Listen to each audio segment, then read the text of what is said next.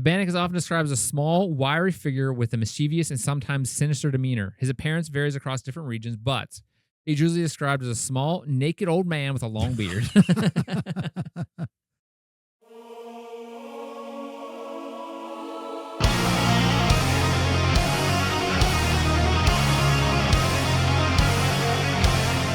Hello, everybody. Welcome back to the Mysterious Pals. This week, Lordy, Jordy is here. Jordan, thank you. Welcome aboard. What's up? What's new? Nothing. Glad to be here, though. Glad you're here. Thank you for being here. Hey, thanks. Last episode, we forgot to mention you had a birthday. Yeah. A happy belated birthday. Thanks. Back in December. This is the first full week of January. This episode's going up. Yes. And by this time, I'm sure you all have listened to the Watch Pals, our new show about movies. Yeah. Take a listen. Look for us, watchpals.show. Links below. Give us a follow. Give us a unfollow, whatever you're thinking. So what, the first one was Jupiter Ascending, the one that you did? Yeah, this week, the second episode is on The Greasy Strangler. So you're in for a real treat. Yeah. Sure, it's a great movie. Anyway, welcome. Today, I'm going to be driving our ship right into the iceberg. All aboard. We're talking about something from Slavic mythology. Okay. Oh. The Slavic people originate from Eastern Europe. Mm-hmm. Do you know anything about the Slavic people? Yeah. Do you know anything about them? Anything about them, where they came from, who they are, anything about them historically, you being a history person? No. They're traditionally divided into three branches. I know Polish is part of that. Yes. Yeah. What branch is that? What branch is it? There's three branches. I don't know. There's the Eastern Slavs, Russians, Ukrainians, and Belarusians. Okay. Weird. They don't like each other right now. No, they don't. Let's hope a quick end to that, hopefully, Yeah. an end soon. Western Slavs, which is Poles, Czechs, Slovaks. And Southern Slavs, which is Serbians, Croats. Croatians? It's Croats. How do you say? Is that Croats?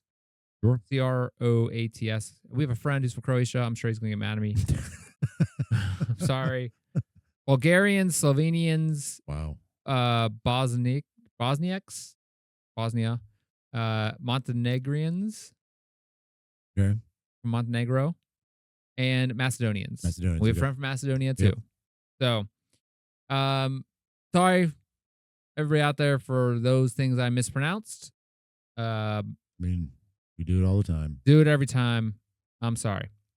So this week we're talking about something in the Slavic mythology, which is an intricate belief system rooted in the ancient pagan traditions of Slavic peoples of Eastern Europe, which predates the arrival of Christianity.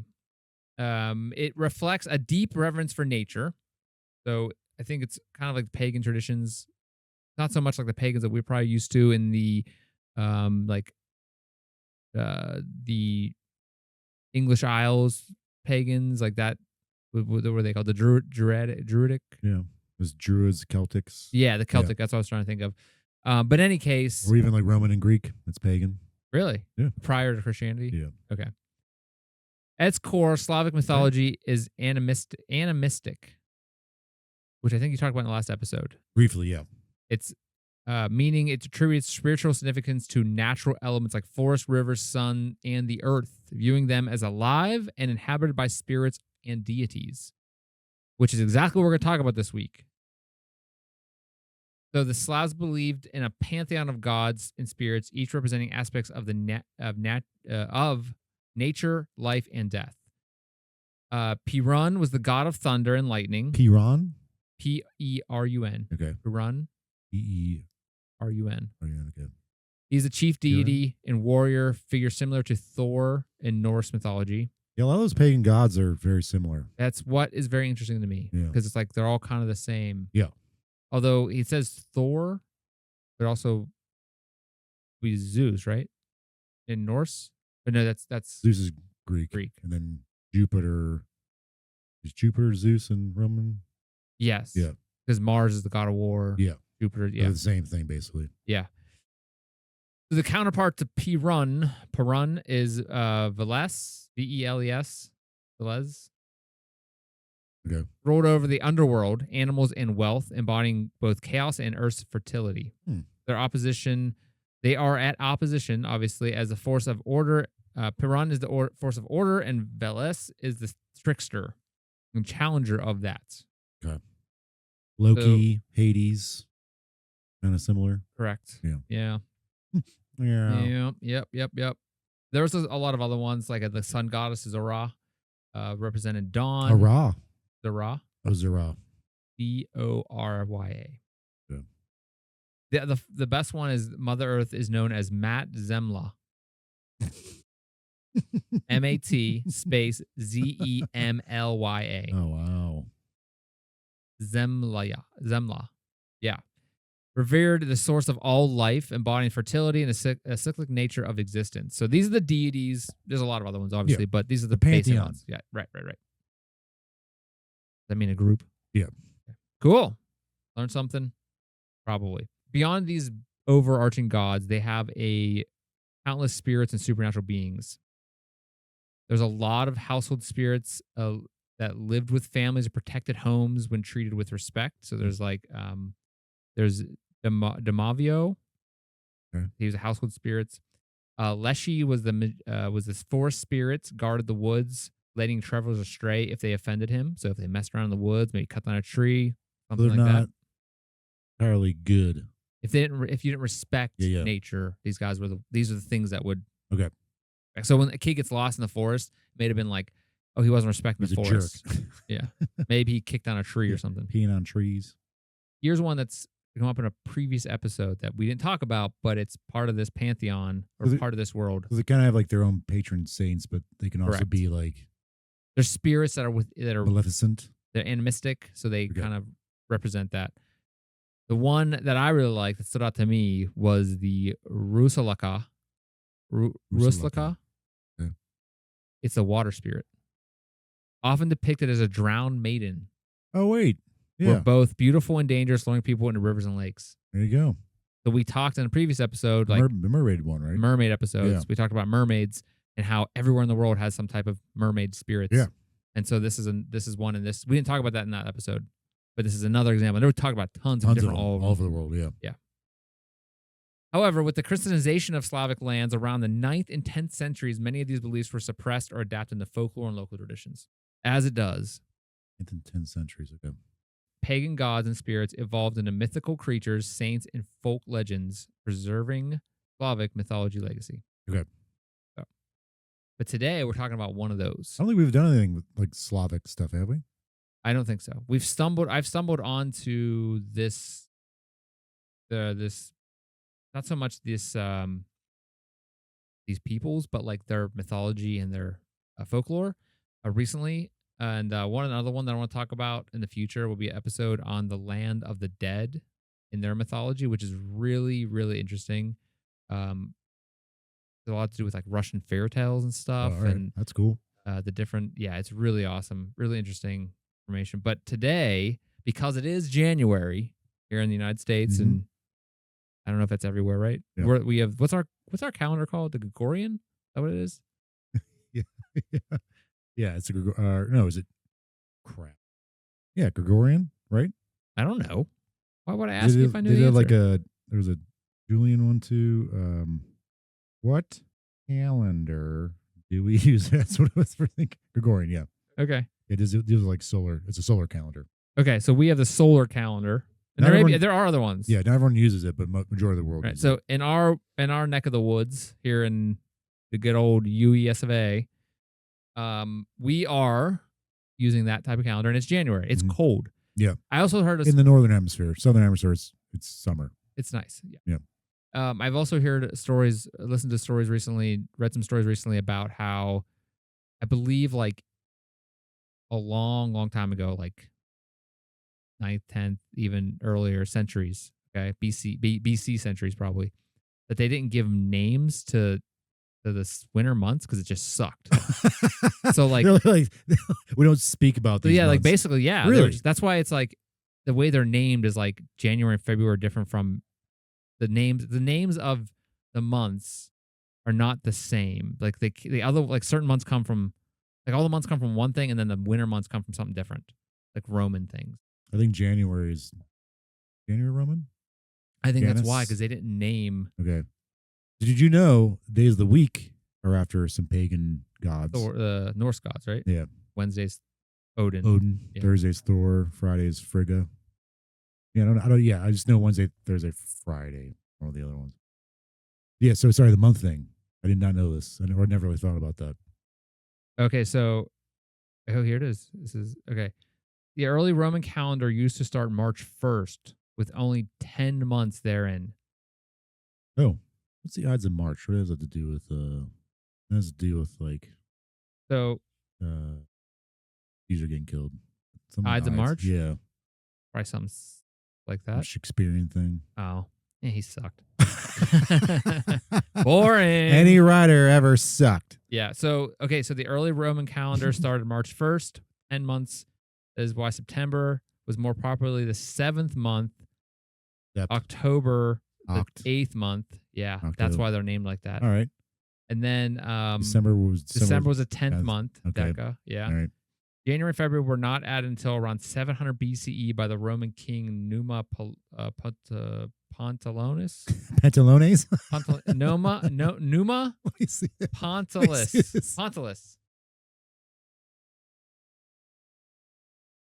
That was a Roman emperor? 700 BCE. Wow. Soon after the beginning of the Civil War in January, because of that of the Roman Civil War, 2 newly elected Roman consuls would begin their 1-year tenure. Julius Caesar declared January 1 as the first day of the year in 46 BCE and enforced it to remind the people of his authority and power.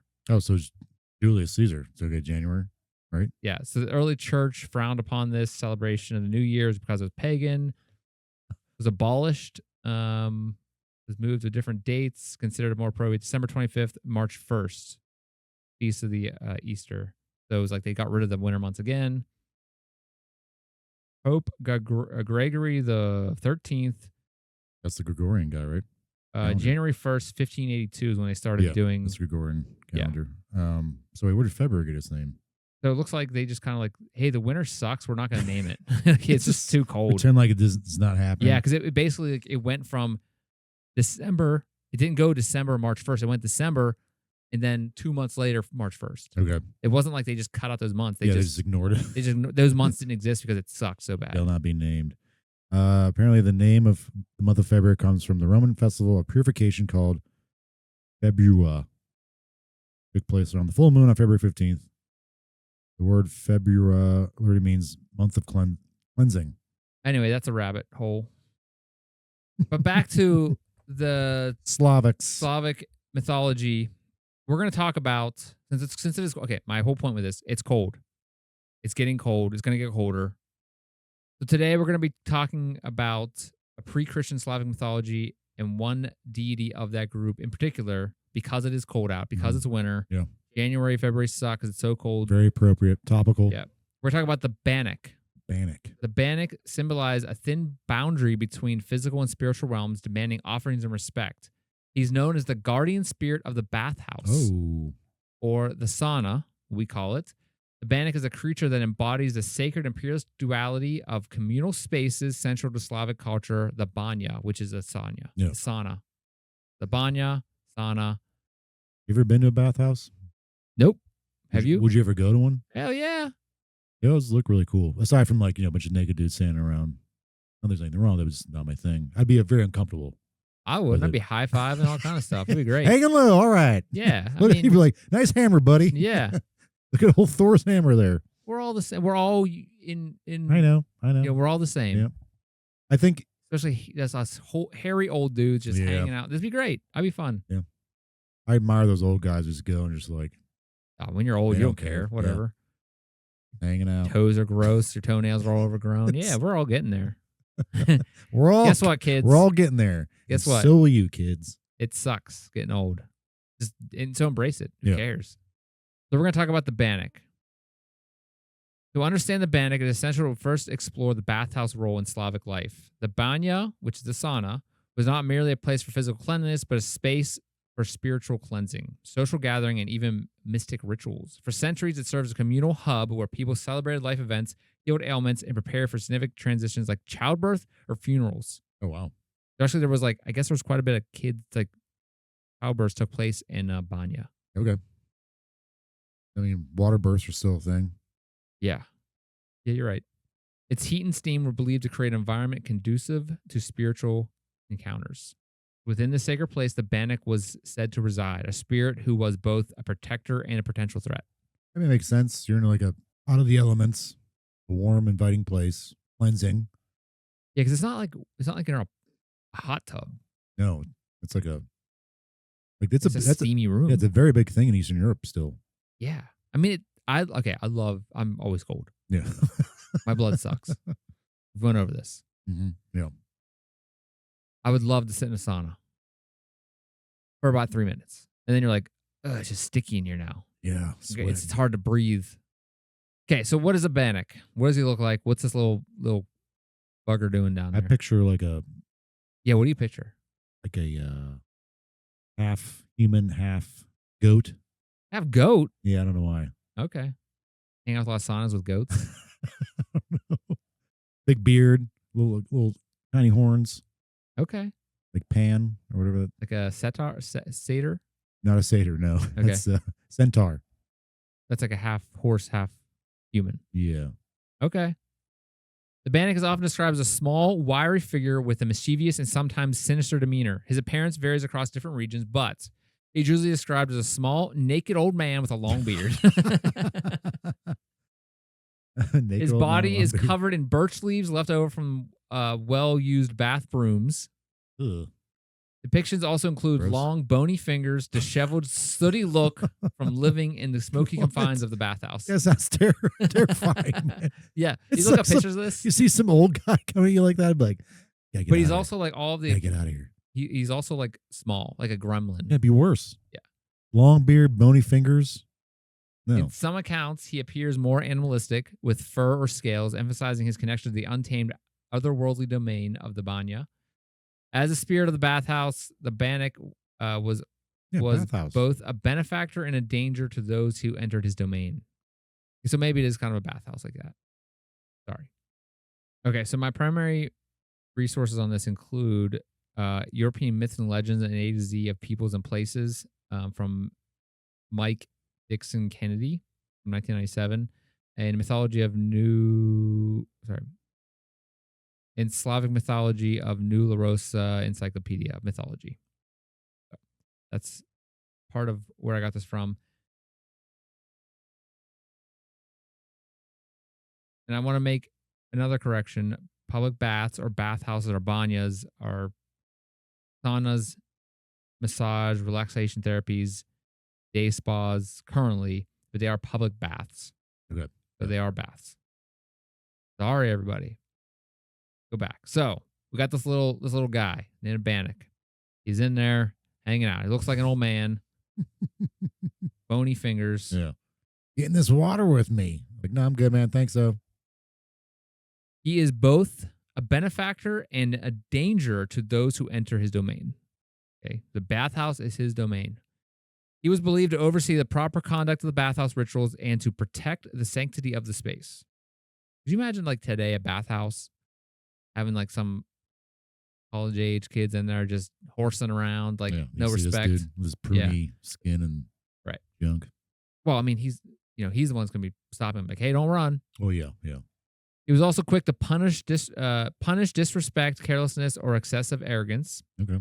The Bannik's dual nature mirrored the unpredictable and sometimes peerless conditions of the bathhouse itself, where fire, water, and steam demanded caution and respect. We're like, bathhouse, how are they making that hot water hot, especially back like hundreds of years ago? Built upon on top of like a fire pit. Yeah. The coals and stuff like that. Or something like well, that. It's all sooty in there. Yeah. Could you imagine everybody's lungs would just be like black? It's people probably just hallucinating seeing this thing. From all that like. Well, so we're gonna go to some like other stuff they're breathing in. Things that are going on with him. Like they can ask him for help, and we'll go into it. Like they put their back in there and then just get the answer. Okay. So to ensure the favor of Bannik, bathhouse visitors followed a set of rituals steeped in superstition. Okay. Before entering the banya, people would knock 3 times on the door and offer a respectful greeting to the unseen spirit. This gesture acknowledged the Bannik's presence and sought his permission to enter. Failure to perform this ritual could result in misfortune or harm, as the Bannik was known to lash out at those who disrespected him. I wonder what the greeting would be, like what we consider respectful. Like, may I enter? Hey, man. Excuse me, sir. Sir. Old sir. Old scrawny Old little man. smelly, naked sir. Yeah. I won't stare too long. Another common practice was leaving offerings for the Bannik. These offerings would include bread, salt, or milk, which are symbols of hospitality and reverence in the Slavic culture. Okay. By making these small sacrifices, bathers hope to appease the spirit and ensure a safe and pleasant experience. Bread, salt, or milk. Yeah. So could you imagine just like milk sitting there for a while, like stinking? Here you go. Ugh. I guess salt would probably be used to like cure meats and stuff, like preserve stuff, right? I guess. Yeah. I mean, that's the thought there, I guess. Okay. The Bannik was thought to partake of these offerings during the 4th steaming session of the day, a time traditionally reserved for the spirits. So I'm guessing it's like kind of like a 4, it's like morning, afternoon, night, and then overnight would be his time. The 4th steaming session. I guess it's probably the time when they cleaned up. Yeah. Okay. I wonder if this is still like something that people not necessarily believe, but like kind of pay homage to. Probably. I'd imagine you'd have to like put it like a sign up that's like the Bannik, like no running, kids. Yeah. I mean, I don't know if people still hang out in bathhouses. Dude, it's a big thing, man. Really? Yeah. Eastern Europe, Russia, Turkey, Turkish bathhouses. Pretty cool. Yeah. Did you go to one when you were there? No. Didn't do any fun stuff. Sold the I did. tournaments. The tournaments. Saw the tournaments. Pyramids. I saw the tournaments. I saw the pyramids, everybody, but I didn't go to a bathhouse. Oh, that would have been cool. Though. Nerds. It was like navigating over there was tough. Yeah. I mean, just hanging out, they'd be like, what the hell is this white guy doing here? Get out of here. There's Americans in here. Yeah. Great. Maybe I'd fit in better like Polish bathhouse? Yeah. I'm like, oh, he's Polish. Yeah. Hasn't seen the sun ever. Like, hey, come on over. Hairy. What's his last name? Oh, he's Polish. Yeah. And half of them probably know you. Half of them have the same last name as you, probably. You'd be able to get in. The bathhouse is like, how do you change a light bulb? You're like, what's a light bulb? Polish joke there. Yeah.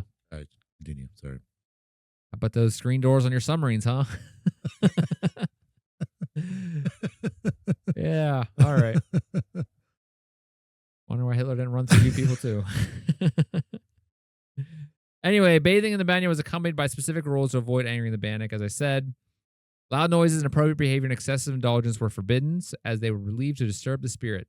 Pregnant women, children, and the elderly were especially cautious, as they were considered more vulnerable to the Bannik's influences. Bannik was often blamed for anything that went wrong within the bathhouse. So if the structure burned down, which they often did, apparently, it was believed the spirit had been affronted in some way. They kind of blamed it on. Eventually, in your storm, to be like, Bannik would burn it down, bro. But it was probably because he was offended, or like he just made a mistake. Okay, someone offended him. Okay, he's like, maybe the owner offended him. Okay. Maybe he kicked over his milk or something. It's like, I'm gonna burn this place down. Knock my milk and salt over. And you can't like say that didn't happen. They're like, you don't really know. Yeah, who burned it down? Yeah, the Bannik. Prove it. Right. It burned down. I can't. I can't. He probably died. Yeah.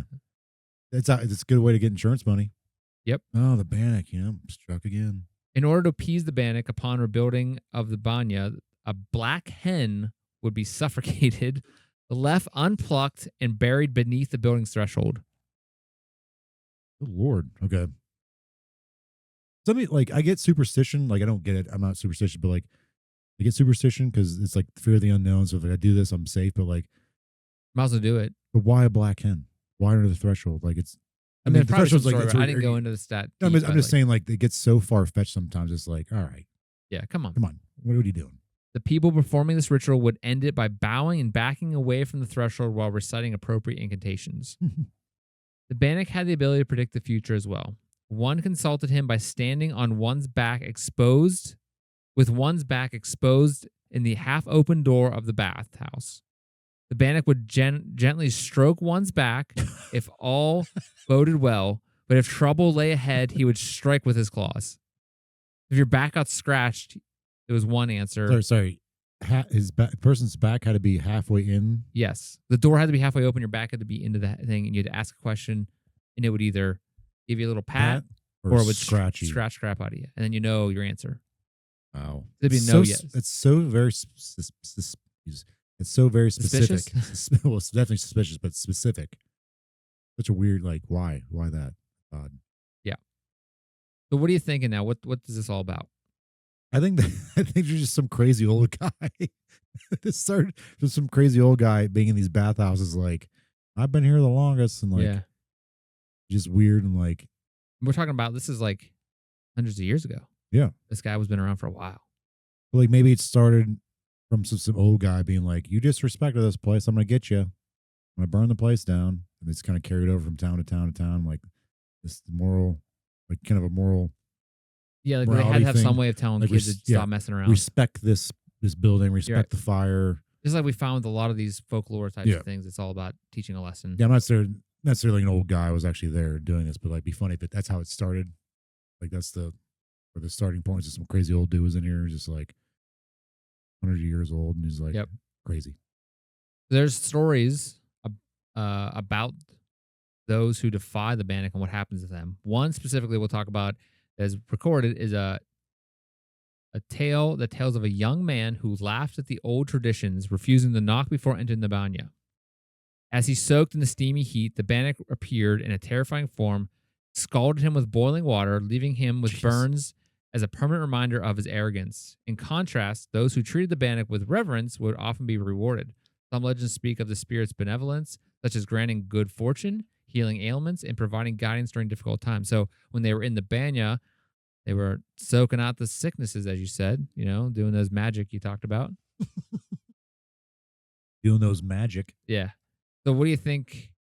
Do you think this is just a tall tale? I'm sure there's some kind of morality thing here. So we're going to go into some theories here. Okay. There's a couple. One is, again, we've talked about this in a lot of these type of folklore episodes we've done. The need to explain the unknown. Yeah. So the bathhouse superstition gets involved. Right. With its heat, shadows, and steam creates an environment ripe for mysteries and unease. But I think it's also supposed to be like a safe, not necessarily a safe place, but like a place of healing kind of thing for these people. Yeah. So but also it could be dark in there. Right. But you also need to respect it. The combination of flickering light and sensation of being enveloped by steam could easily inspire beliefs of unseen presences. You can imagine that, like light shining through something, steam. The Bannik provided an explanation for strange occurrences or feelings of unease that might arise in such an environment. So it's just a way to explain something you can't explain. Sure. Shadows and stuff like that. Yeah. The way light bounces off something. Yeah. Another theory is protection in a dangerous environment being a practical safety lesson for those in the bathhouse. So the banya, with its intense heat and potentially hazardous conditions, such as boiling water, slippery floors, and fire hazards, required careful behavior. Bannik's association with punishing carelessness may have been a way to enforce safety measures, especially for those for children or inexperienced users. Or pregnant women, like I said earlier. Yeah. That makes sense because, like, I'm assuming modern day bathhouses, you don't have to worry about stuff like that necessarily, but like the way they're heating those places back then, I would imagine be very dangerous. Like, if a slip up happened, like, you could burn the place down or like cause serious injury. You could fall and kill yourself. Yep. Because it wasn't like they were like putting special kind of or signs up like, "Hey, don't go." Or like non-slippery floors, like that stuff that would make it not slippery. Sure, yeah. So they're probably just like throw whatever, dump some water in there. Yeah. Put some steam on that. Like they have to heat this water and stuff. It's like interesting because it's not a gender specific bathhouse. Every time I see movies like a bathhouse involved, it's always like we're a bad guy. Yeah, would hang out. But it's all just men in there. I think it's interesting. I think it's kind of one of those like trope kind of thing. Yeah, movies. or I think that's how back in the day that's what it was. Well, maybe women stayed home with the children. You went to the bathhouse, like that type of thing. Social kind of club thing. Yeah. Okay. So by embedding fear in the Bannik into cultural consciousness, people were less likely to misuse or underestimate the dangers of the bathhouse. Makes sense. There's another one. It's a psychological theory, which is a projection of interferes with the bathhouse. Isolation and sensory deprivation might have stirred anxieties, which were externalized as a figure of the Bannik. The projection allowed people to confront these fears and control the narrative. Because, like, again, it's like, I don't know what that is, so I'm going to give it a face. We've talked about this like a ton of times, especially Yeah. like in this the Summer of Sea Monsters. Oh yeah. I also imagine if you're not staying hydrated in this place, you can start like Oh, your mind start hallucinating playing stuff. Yeah. playing tricks on you. Believing in the spirit like the Bannik gave people a sense of order in the unpredictable environment of the bathhouse. That's another theory that sounds more realistic. Yeah. People Yeah. to come up with something to make sense of something. Sure. Another theory is the echoes of pre-Christian beliefs. So before the spread of Christianity, Slavic peoples had animistic beliefs attributing spirits to natural elements and spaces. The Bannik likely evolved from these traditions, representing the spirit of the bathhouse as a natural domain. Somewhat of a sacred place. In these groups, you had Christianity come in, not really think about that part of their society, and maybe this is the way they held on to their Okay. their past. And then the last one kind of goes along that it's more of a reinforcement of social and cultural norms, which is kind of easy. We were talking about it a little bit, but this is like having lessons for future generations, being able to tell that story, maybe make it an interesting story for kids, so they want to keep telling it to their kids. And they keep the idea of like the Bannik will hurt you if you do not act properly in the bathhouse. Right. It's another issue of fostering a sense of community, shared cultural identity, keeping all everything that's going on, the rules, the offerings, the recounting of stories, kept them connected to their past. Yeah. And kept them like as a community of like, don't mess this up. Yeah. Don't get hurt. Right. Don't be dumb. Because they were communal spaces. So that's the story of the Bannik. You mess with them, you get scalded, you get burned. Yeah. Get scratched. Yeah. So what do you think of the Bannik? What was going on with this little guy?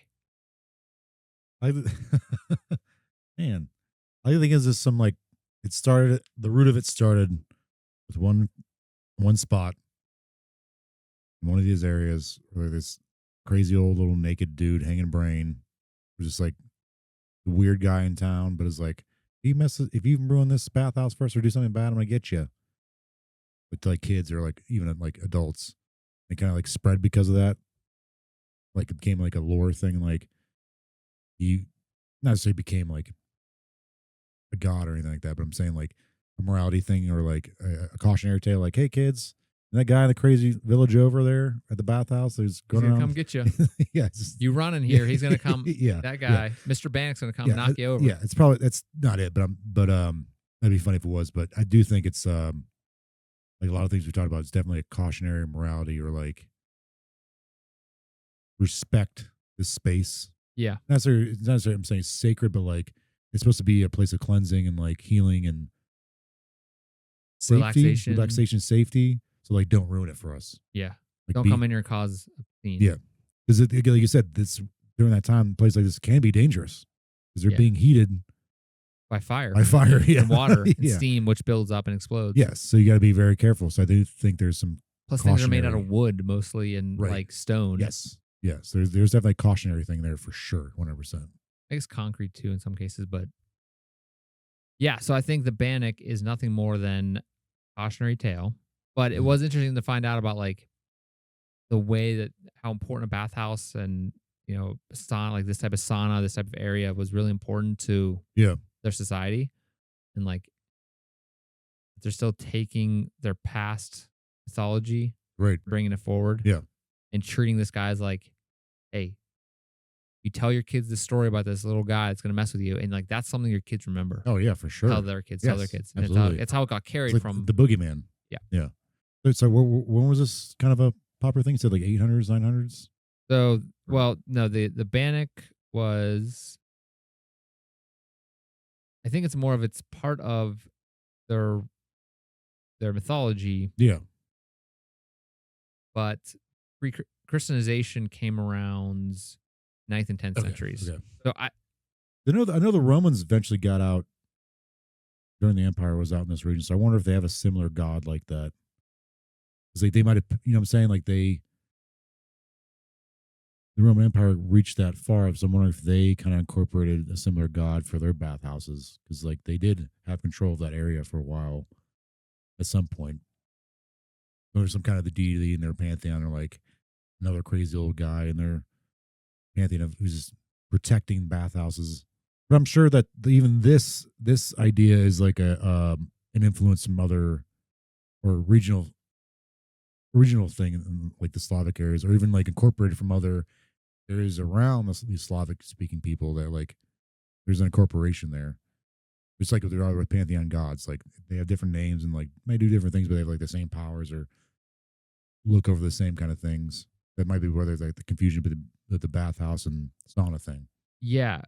And also, this also is going to say that the steam room, you're not supposed to go back and forth from the banya more than 3 times, because the 4th time is reserved for the Bannik and his friends. And his friends. The Rusalki. So it's Rusalki was what I was trying to pronounce before, the mermaid thing. Oh. Salki was something we talked about. We mentioned the Rusalki must have been like the Slavic version. Yeah. Okay. That makes sense. So it doesn't really give a date on like when this guy came about. I'm sure it was like it was further back than that. The steam house spirits. But I bet there's like in surrounding cultures and areas, there's something similar, I would imagine. If you ever tore down your banya, you could never build anything else on the spot without making him angry. Huh. The home of the Bannik, who lived behind the stove or under the shelf where people sat as a result. So he was like underneath, like he was in the fire, like he was in the walls type of thing, Okay. just hiding. Jeez. All right, Jordan. Sounds like a little creep. Yeah, I don't know. Bit of a perv, maybe. Hey, we all have our hobbies. Yeah. Not shaming, just saying. Anyway, Jordan, thank you for being here. Thanks, Chris. This was interesting. Yeah, a little silly thing to get January started off. As we know, it was a good one. January sucks because it's cold. I'm sure we got lots of winter ahead of us. Oh, yeah. And for all those out there, thank you for being here. If you'd like to help us out, give us a follow, give us a like, give us whatever you can on whatever platform you're using. We're on mostly all podcast platforms. So help us out there, or you can watch us on YouTube. You can send us an email at mysteriousPalsOnline@gmail.com. You can find all these links and all links to our social media accounts like Instagram and everything, X, Blue Skies eventually once I get it set up, which it should be set up by now. All that information is in the show notes. It's also on mysteriouspals.com. So next week we'll be back with another mysterious episode. Jordan, thank you again for being here. Thanks, Chris. Thank you, everybody out there. Thank you, everybody. We'll see you next time. See you later. Good night. Good night.